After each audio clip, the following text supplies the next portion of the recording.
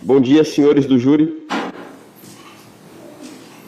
Ao me despedir de vocês hoje, quero começar dizendo que nenhum advogado jamais teve um júri melhor. E enquanto eu estava sentado ali e tive a oportunidade de observar vocês, percebi que estavam prestando atenção e fazendo anotações, se não escrevendo, pelo menos guardando mentalmente o que estava acontecendo. Eu sei que isso foi um incômodo. E em nome de Ryan, deixe-me ser o primeiro a agradecer pela sua participação. Esse caso é interessante, não acha? Este caso tinha chegado a um ponto em que a investigação tinha chegado a um impasse quando o Sr. Cooper não foi denunciado. O que levou a promotoria a apresentar a acusação em 11 de março deste ano foi ele trazer as pessoas que ele pagou para fazer declarações incorretas. Agora, o mais incomum em trazer esse especialista do Oregon é que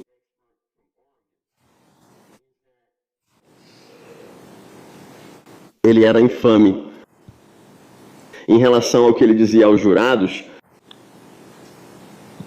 a verdade disso, e uma pessoa muito famosa, um caso muito famoso em que um homem inocente foi condenado porque ele subiu ao banco das testemunhas. E ele disse a eles que sabia, sem nenhuma dúvida, que o réu tinha que ser a pessoa que matou a esposa dele. É como se ele tivesse vindo e ficado aqui. É tudo, é quase como uma repetição do passado. Ele deu praticamente o mesmo depoimento. O que parte o coração mesmo é que o que aquele perito fez foi interromper a investigação, porque quando eles focaram no marido, confiando no depoimento dele, eles pararam de investigar o caso. Mais tarde, foi descoberto que havia DNA na esposa dele que estava ligado ao verdadeiro autor do crime. O funcionário do Sr. Engler, um fotógrafo enviado para tirar fotos, que se passou por cientista e depois admitiu ter cometido perjúrio, testemunhou pela defesa no terceiro julgamento.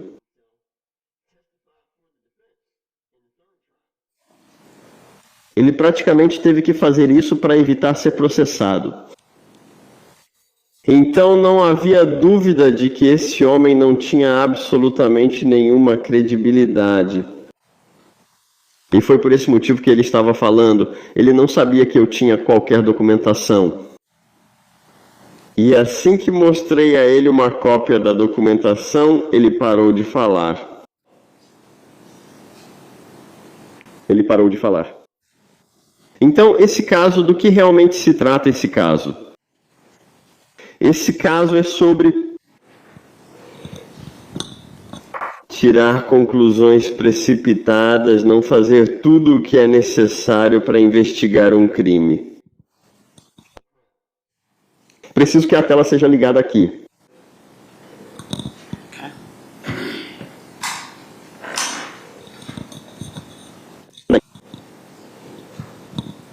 Então, o que eu quero fazer neste momento é simplesmente passar por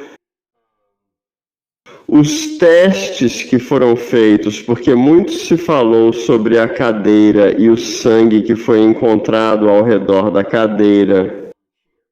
Lembra disso? O sangue estava escorrendo sobre a cadeira, saindo da cadeira para a esquerda, passando pelo console central até o chão. Então tudo isso foi testado, tudo isso foi enviado para o laboratório. Agora, eu quero destacar uma coisa. Que mesmo que você acredite que seja sangue que debaixo do banco, atrás do banco, naquela área, todos esses outros lugares, esse sangue nunca foi testado e confirmado como sendo o sangue da senhorita Tumor. Não houve teste de DNA nisso. O único teste de DNA foi no forro do teto, que fazia parte da capota conversível. Foi só isso. Não houve nenhum teste de qualquer outra substância no carro ou em qualquer outro lugar que correspondesse ao DNA da senhorita Tumor. Certo, então vamos falar sobre o primeiro relatório. A coisa que devemos ter em mente é a seguinte. Na primeira vez que o carro foi revistado, todos os itens foram enviados para o laboratório forense. Sempre que eles queriam enviar, tudo o que voltava não se enquadrava na definição científica de sangue. Tudo bem. Na verdade, esses resultados foram inconclusivos. Vamos falar sobre o assunto. E eu vou começar com uma aqui. Essa é a parte interna da porta do passageiro. Você se lembra que o último perito disse que havia sangue na porta. Ele disse que tinha sangue na porta. Tudo bem? Então, o primeiro teste, porta do passageiro interior, foi isso que foi enviado.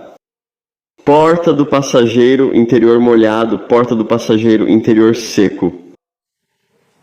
Lado dianteiro do passageiro, entre o banco e a estrutura, coletas com cotonete. Então, o que estou tentando fazer aqui é direcionar você para o que realmente foi analisado e não apenas fazer uma referência vaga, porque isso esclarece muita coisa. Certo? Então, eles estão testando, se este é o banco, eles estão testando tudo isso. Tudo bem? E essa não é a cadeira de verdade, por sinal. Eles estão testando tudo isso nas laterais dos dois lados e na parte de trás. Tudo ao redor daquela cadeira, eles estão testando embaixo da cadeira. Certo, então, quando falamos sobre o lado do passageiro dianteiro entre o assento e a estrutura, é desse lado, certo? Entre o assento aqui e a estrutura, testaram isso. Eles testaram com um cotonete úmido e outro seco.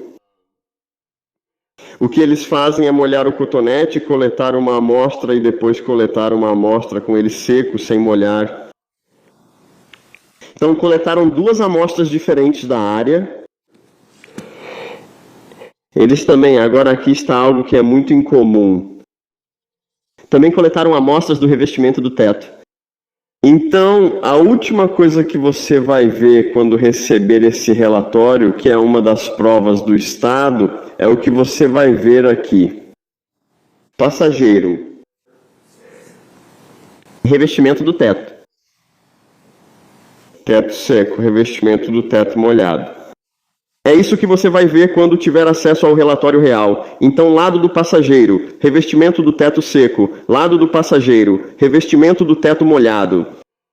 Certo, e aqui estão os resultados do exame químico. Estes são os itens específicos, os cotonetes, tudo o que foi apresentado como prova.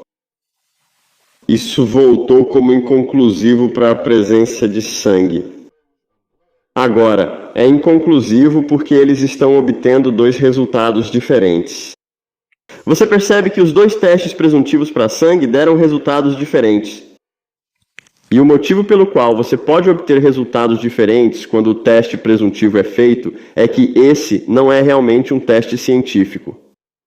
A definição de ciência é reproduzir um resultado de forma confiável. Isso não é ciência. Por isso você tem um resultado positivo e outro negativo. Eles não fizeram teste confirmatório. Então pronto, ela obteve dois resultados diferentes. Ninguém deveria nem se referir àquilo como sangue. Nenhum policial ou advogado sensato que trabalha nessa área. Ninguém deveria estar diante de um júri dizendo que aquilo é sangue, porque isso é enganoso. Esses testes servem apenas para ajudar na investigação, para mostrar onde focar. Então ninguém deveria fazer isso. Foi assim que aquele homem foi considerado culpado de algo que não fez, depois que Rod Engler foi até lá e disse algumas das mesmas coisas que estava dizendo aqui. Você tem um teste presuntivo, depois você tem um teste confirmatório. Ao apontar que nenhum teste confirmatório foi feito, ele pensou que sim e disse, acho que foi feito aqui. Eu respondi, não.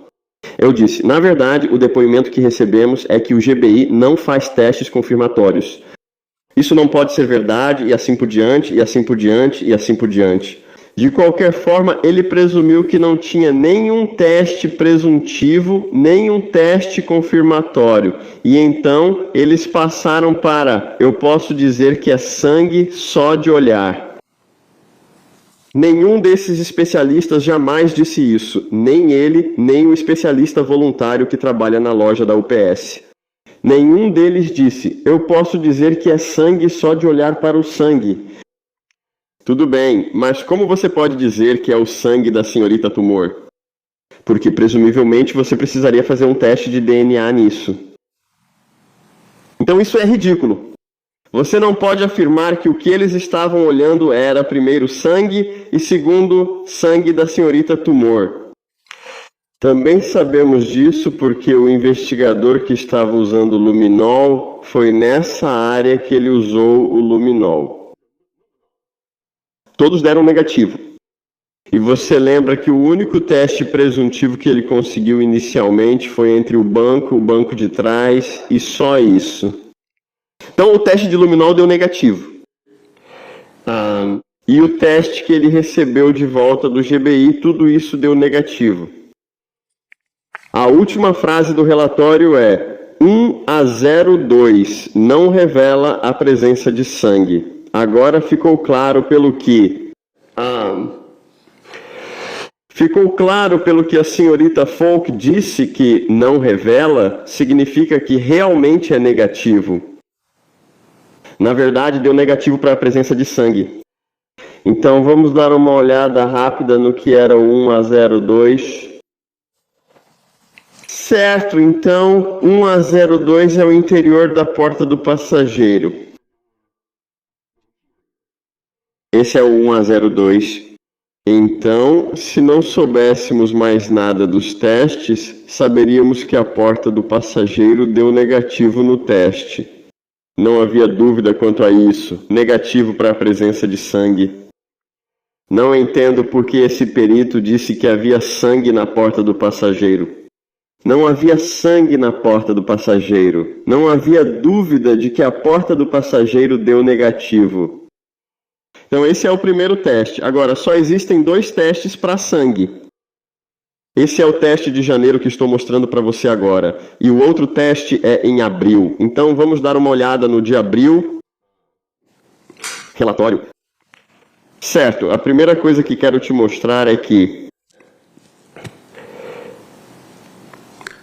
foi coletada uma amostra do item 05B. E 05B é um suave úmido e seco que foi coletado embaixo do banco do passageiro, Esse é o 05B. Tudo bem? E o que ela disse sobre o 05B é o exame químico do suave do item 5B. E isso está debaixo do assento. E as manchas do pedaço do banco dianteiro do passageiro. Certo, aqui eles testam debaixo do assento. Eles também estão testando um pedaço do banco dianteiro do passageiro. Aquilo era o estofamento. Ambos não revelaram a presença de sangue, o que significa que deram negativo. O que significa que ao retirarem o banco, isso deu negativo. Esse buraco que eles têm aqui, eles tiraram isso e pegaram o estofamento. Isso deu negativo para sangue. Agora, você vai se lembrar que no item 6, ela disse que havia presença de sangue.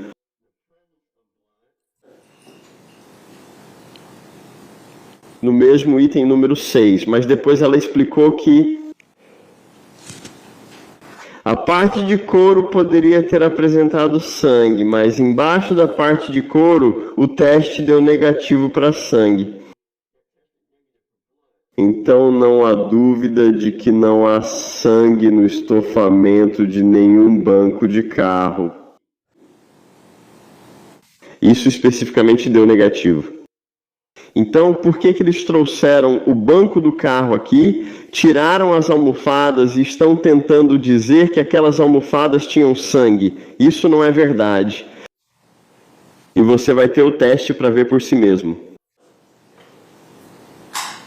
Agora, aquilo nem sequer foi um teste presuntivo na almofada, da qual continuam dizendo que estava cheia de sangue.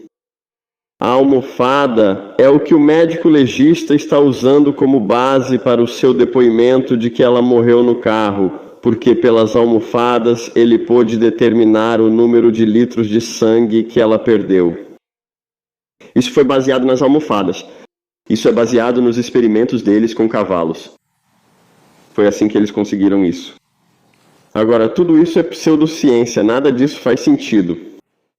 Mas nesses casos, são nesses detalhes que você pega eles ou não. E quando você não pega, o que acontece é a mesma coisa que aconteceu com a pessoa que foi condenada e passou 13 anos na prisão. Isso já não significava nada para o Sr. Engler. Ele ainda sente remorso. Ele processou 30 pessoas e assim por diante, e assim por diante, e assim por diante. Ele não falou que meu caso foi arquivado e não paguei nada a ele.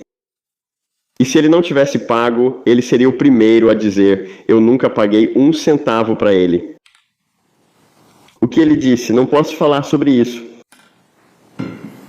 Ele foi rápido em não mencionar. Ele foi rápido em mencionar o fato de que não pode falar sobre isso. Ele poderia ter dito: não fiz nada antes nem agora, nunca paguei ninguém. Por que ele, a menos que tivesse concordado em não falar, por que ele seria proibido de falar? Ele não está proibido de falar. Ele só está proibido porque entrou em algum tipo de acordo admitindo sua culpa porque ele era culpado. E ele sabia disso. Ele ainda está aqui embaixo defendendo o homem que prestou depoimento e disse: eu cometi perjúrio. Ele continuava aqui defendendo seu funcionário, dizendo que ele fez um bom trabalho, mesmo sem nunca ter sido treinado como biólogo forense. Ele nunca foi treinado em investigação de cenas de crime. Mesmo assim, o Sr. Engler o defendeu. Sabe por quê? É para isso que ele é pago. Ele não cobra uma taxa fixa. Ele é pago por hora. Você apresenta um caso para ele e diz: o que você acha disso, Rod? Se ele disser que o cara é inocente, você sabe que os honorários totais dele são $575. Isso pode ser dividido dependendo de quão rápido ele chegou a essa conclusão. Então ele só recebe se ele prolongar o que quer que ele esteja fazendo, seja lá como ele chame isso, vir até aqui e depor. Porque ele está cobrando por hora. Então quando eu perguntei para ele: ei, qual é o valor total? Ele disse: ainda não tenho, ainda estou cobrando. Ainda estou cobrando. Certo? Ele falou sobre dinheiro. Ele testemunhou sobre dinheiro no caso. Na segunda-feira tivemos talvez 1 ou 2 testemunhas com depoimentos breves e logo chegamos a ele, lembra? Agora, na semana passada, vocês tiveram que assistir a um vídeo de 2 horas. Lembram disso? Quero dizer, vocês não podiam ir para casa na sexta-feira porque tinham que ficar aqui por 2 horas, certo? Isso é porque Ron não consegue chegar aqui até segunda-feira. Então eles ficaram por 2 horas exibindo um vídeo e reproduzindo o áudio de uma entrevista, torturando todo mundo na sala quando o homem já tinha testemunhado. Ele já tinha testemunhado. O policial já havia testemunhado sobre o que disse. Eles não reproduziram só o trecho de que precisavam. Eles simplesmente tomaram 2 horas e depois dessas 2 horas você então foi para casa. Então Ron também estava consumindo parte da sua vida enquanto você estava prestes a tomar uma decisão séria. Porque Ron não pode simplesmente fazer dinheiro aparecer. Ron não pode simplesmente fazer dinheiro aparecer. O motivo? O fotógrafo foi confundido com Ron é porque Ron não iria até a cena do crime. Nesse caso, ele enviou o fotógrafo em seu lugar. Ron veio aqui só para olhar fotos. Ele disse que já veio aqui 2 vezes. Foi a 2ª vez que ele veio aqui, exceto pelo outro especialista, o chamado especialista. Agora você deve estar se perguntando, é bem caro processar pessoas. Por que é caro para o Estado processar pessoas? O Estado tem o Departamento de Investigações da Geórgia. Eles poderiam conseguir esses especialistas de graça se eles estiverem dispostos a dar esse testemunho. Ele foi por fora do sistema, porque ele não conseguiu que mais ninguém viesse e fizesse essas alegações. É por isso que você tem especialistas privados testemunhando em um julgamento público. Porque o Sr. Edwards decidiu usar o dinheiro dos contribuintes para fazer algo que ele não conseguiu fazer através do GBI. Sabe por quê? Porque essas coisas não iriam bater. É por isso. Mas isso não impede o Sr. Edwards. Quando decide algo, nada o detém. Nada o faz desacelerar. Ele está pulando etapas. Nós sabemos que ele é culpado. Não vamos fazer isso. Até o Roy Engler disse que você precisa de um teste confirmatório. Nada faz ele desacelerar. É o policial dizendo na tribuna das testemunhas: Ei, espere 1 minuto. Ainda estamos procurando. Não temos certidão de óbito. Nós não temos todas essas outras coisas. Bem, policial, deixa eu te perguntar uma coisa. Em que dia ela morreu? Eu não sei. Agora, parece que o Sr. Edwards está ouvindo as pessoas que investigam o caso desde o começo ou está tomando as rédeas por conta própria? É exatamente isso que ele estava fazendo. Ela disse que não sabe porque realmente não sabe. Todo o caso, toda a teoria do caso não faz sentido nenhum. Se você parar para pensar, eles ficaram com esse garoto o dia todo. Tinham um vídeo dele usando o carro. Tinham até um vídeo dele usando o carro às 8 horas daquela noite. Agora, eles não voltaram para enfatizar isso. Uma vez que eu apontei qual era a janela de tempo para ele matá-la,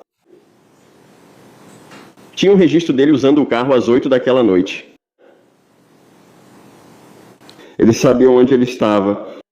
Lembre-se, depois que perguntei sobre GPS e rastreamento por vídeo no meu telefone, eles disseram: Você sabe, você poderia estar em qualquer lugar. Você poderia estar em qualquer lugar em Albany. Quando exibiram os slides, não era qualquer lugar, dava para ver o endereço. Você via a localização exata dele. Eles falaram sobre tudo, menos sobre como o crime realmente aconteceu. Passamos a maior parte do julgamento só tentando esclarecer a questão do sangue. Mesmo que você acredite que é sangue, eles nunca provaram que é o sangue da senhorita Toomer. Não há correspondência de DNA em nada do que eles alegaram estar analisando. Nenhum dos testes confirma isso. A única correspondência de DNA está lá em cima. Era uma quantidade muito pequena, se você quiser chamar de sangue, tudo bem. Uma quantidade muito pequena de algum fluido que estava no forro do teto do carro e que correspondia a uma mulher que andava naquele carro o tempo todo. Que correspondia a uma mulher, se você olhar para o pequeno incidente em que eles se envolveram, que estava sangrando naquele dia quando eles brigaram. Certamente não é o suficiente para você chegar à conclusão de que a senhorita Toomer foi morta a tiros em um veículo pequeno, sem haver nenhum resíduo de disparo de arma de fogo em lugar algum. Quando você dispara uma arma, uma das coisas que sai enquanto a bala está viajando são partículas, e essas partículas fazem parte do resíduo de disparo de arma de fogo. Isso fica preso nos tecidos, nas roupas. Eles não encontraram absolutamente nenhum resíduo de disparo de arma de fogo, mas isso não o impediu. Voltando a como ele cometeu o crime. Se você levar em consideração às 8 horas, ele está em uma loja usando o cartão da senhorita Toomer novamente. Então, ou seja, ou ele cometeu o assassinato antes de entrar na loja ou depois que saiu, mas antes de ir trabalhar naquela noite. Então eles saíram de Dawson, eu acho, o policial disse, por volta das 4 horas, 6 horas, para voltar para Albany, enquanto ele se preparava para ir trabalhar. Então, se você acredita que ele a matou nesse período, ele teria que atirar, matá-la e depois se livrar do corpo. Segundo eles, o corpo foi apenas empurrado para fora do carro. Ainda assim, você conseguiria rastrear o carro saindo da estrada até onde ele presumivelmente cavou uma cova, enterrou ela lá dentro e cobriu tudo para que ninguém conseguisse encontrar. É completamente bizarro. Isso é completamente uma obra de ficção, sem final feliz. Esse não é o jeito, se é que existe um jeito de sair impune de um assassinato. Isso é algo que sairia de um programa de televisão. Segundo eles, ele está no centro da cidade quando ele volta. Isso é confirmado pela própria geolocalização do celular feita por eles. É essa a tese deles. Se você acredita que ele a matou em algum momento depois que saiu da loja, matando-a no centro da cidade, não em alguma área isolada fora da cidade. A linha do tempo não faz sentido. Se você olhar para o horário e o local onde ele estava, não tem como ele ter matado essa mulher durante o tempo que eles dizem. Por isso, o policial disse, eu não sei. Na acusação, diz que ela morreu em 15 de agosto. Tenho certeza de que eles podem voltar aqui agora que eu disse isso e tentar dizer, olha, você não precisa decidir se ela morreu em 15 de agosto. Bem, eles devem a vocês uma investigação mais completa, senhoras e senhores do júri. Eles estão apresentando o caso a vocês agora como se vocês pudessem investigar esse caso a partir do banco do júri, o que vocês não podem fazer. Vocês não podem intimar. Vocês não podem interrogar as testemunhas. Eles estão pedindo para você fazer algo que eles não conseguiram fazer desde o desaparecimento da senhorita Toomer. Eles não conseguiram encontrá-la. Eles dizem que ela morreu, entendo. Mas eles levaram um tempo enorme para chegar a essa decisão e, no fim, para conseguir esses especialistas. E eles ainda não tinham descoberto. O caso deles não faz absolutamente nenhum sentido. E isso não começou a fazer sentido porque um homem que estava preso no condado de Terrell fez o que todo preso faz, que é tentar sair da cadeia. Eles tentam sair da cadeia incriminando alguém. Agora, obviamente, a pessoa para incriminar era Ryan Cooper, porque o policial já tinha ido falar com ele em 2 ocasiões anteriores. Ele percebeu que era valioso e foi por isso que inventou essa história sobre Ryan Cooper. Ninguém veio aqui dizer que encontrou massa encefálica no teto. Foi totalmente ridículo. Eles estão dizendo que o fato dele estar na cadeia não tem nada a ver com esse caso, Concordo com você nisso, mas esse não é o ponto. O fato dele querer sair da cadeia tem algo a ver com esse caso. O fato dele querer sair da cadeia tem algo a ver com esse caso. E ele quer usar Ryan para fazer isso. Assim ele pode sair da prisão em que ele mesmo se colocou. Ele pode sair da prisão que criou para si mesmo. Mas na prática, isso significa que você basicamente o ajuda a sair da prisão. Que você basicamente os ajuda a processar casos como este no futuro.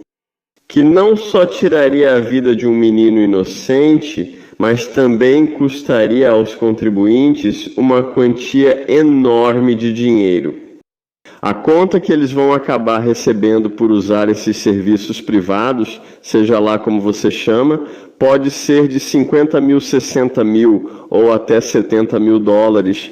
Os serviços que eles prestaram ao promotoria foram gratuitos. O GBI dá o mesmo testemunho, só se for justificado, porém. Você não pode colocá-los no caso. Você não pode usar o médico legista para afirmar que alguém morreu e dar uma causa da morte, quando eles não têm fatos em que se basear e discordam de você. É por isso que não houve nenhum médico legista do estado da Geórgia chamado para testemunhar. Eles não explicam isso. Por que o próprio médico legista deles não classificou isso como homicídio? Por que eles não tiveram que buscar alguém que trabalha em uma loja da UPS e mora na Carolina do Sul para vir até aqui? E, de acordo com ele, dá uma opinião que é tão óbvia que qualquer um na área dele poderia perceber. Tipo, eu faço isso há 30 anos, eu consigo identificar DNA no local. Bem, se é tão óbvio assim, então por que ninguém do órgão médico do estado aprovou isso? Parece que é rotina se você ouvir ele. Ele está no banco das testemunhas. Ele parecia tão confiante, diferente do que escreveu na carta copiada e colada.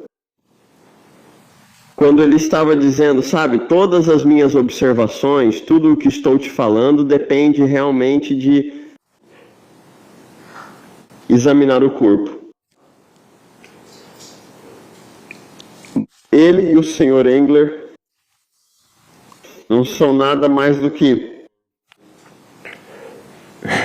charlatões. Eles chegam na cidade, dizem o que você quer ouvir, te dão algo que te faz sentir bem e fazem você pensar que estão demonstrando algum tipo de conhecimento técnico, quando na verdade não estão.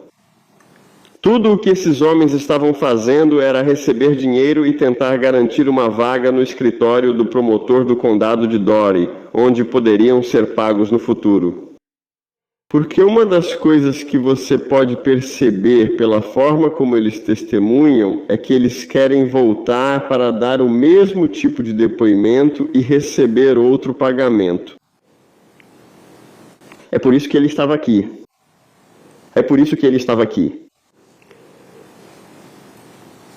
Isso é uma tragédia, não só porque temos o desaparecimento de alguém e não sabemos o motivo, mas também porque o Estado quer que esse jovem pague por um crime que eles nunca investigaram. Que eles ignoraram todos os sinais que indicam que ele não é culpado. E eu só pediria que não agravássemos uma tragédia com outra. Muito obrigado.